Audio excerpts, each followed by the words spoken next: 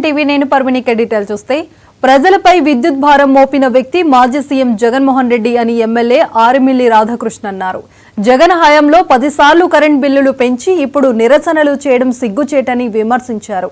పశ్చిమ గోదావరి జిల్లా తణుకు టీడీపీ కార్యాలయంలో ఏర్పాటు చేసిన మీడియా సమావేశంలో ఆయన మాట్లాడారు. వైసీపీ ప్రభుత్వం చేసిన పాపాలే ఈ రోజు ప్రజలకు శాపాలుగా మారాయన్నారు. కూటమి ప్రభుత్వం విద్యుత్ ఛార్జీలు పెంచిందో తగ్గించిందో బిల్లులు చూస్తే తెలుస్తుందని చెప్పారు. విద్యుత్ ఛార్జీలు పెంచారంటూ వైసీపీ తప్పుడు ప్రచారం చేస్తోందని ఆగ్రహం వ్యక్తం చేశారు. ప్రజల సంక్షేమమే కూటమి ప్రభుత్వ లక్ష్యమని వ్యాఖ్యానించారు ఎమ్మెల్యే రాధాకృష్ణ.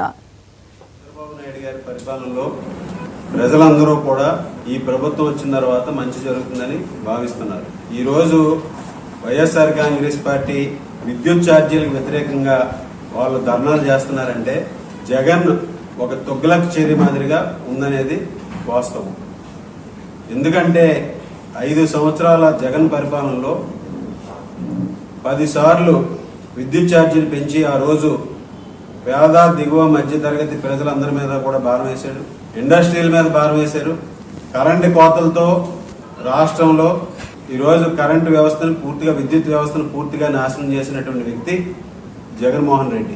ఆ రోజు ప్రభుత్వంలో డిస్కమ్ల ద్వారా ఈఆర్సీకి రేట్లు పెంచడం కోసం ప్రతిపాదనలు పంపించి జగన్మోహన్ రెడ్డి వైఎస్ఆర్ కాంగ్రెస్ పార్టీ నాయకులు ఈరోజు ముసలి కన్నీరు కారుస్తున్నారనడంలో ఎటువంటి సందేహం లేదు. వైఎస్ఆర్ పార్టీ అధికారంలో ఉన్నప్పుడే ఆ రోజు విద్యుత్ ఛార్జీలు పెంచడం జరిగింది. ఆ రోజు భారం ఈ రోజు ప్రజల మీద పడుతుంది. వీళ్ళు చేస్తున్నటువంటి ఆ రోజు చేసినటువంటి నిర్వాహకాలే ఈ ప్రభుత్వం వచ్చిన తర్వాత కూడా ప్రజలకి శాపాలుగా మారి అనడంలో వాస్తవం అని సందర్భంగా తెలియజేస్తున్నాం.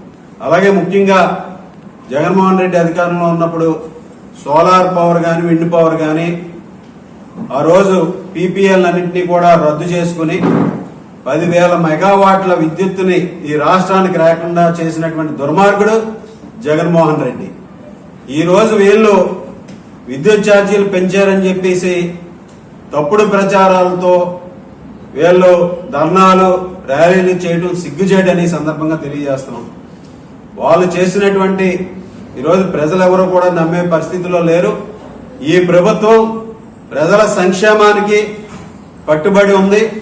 ప్రజల మీద ఏ విధంగా వాళ్ళు భారాలు మోపారో వాటన్నింటినీ కూడా తగ్గించడానికి ఈరోజు ప్రయత్నం చేస్తుంది. ఈరోజు ఈ ప్రభుత్వం వచ్చిన తర్వాత వాళ్ళు చేసినటువంటి తప్పుడు ఛార్జీలు తగ్గించి ఈరోజు విద్యుత్ ఛార్జీలు కూడా బిల్స్ లో ప్రజలకు కనిపిస్తున్నాయి, తగ్గినాయో పెరిగినాయో అనేది.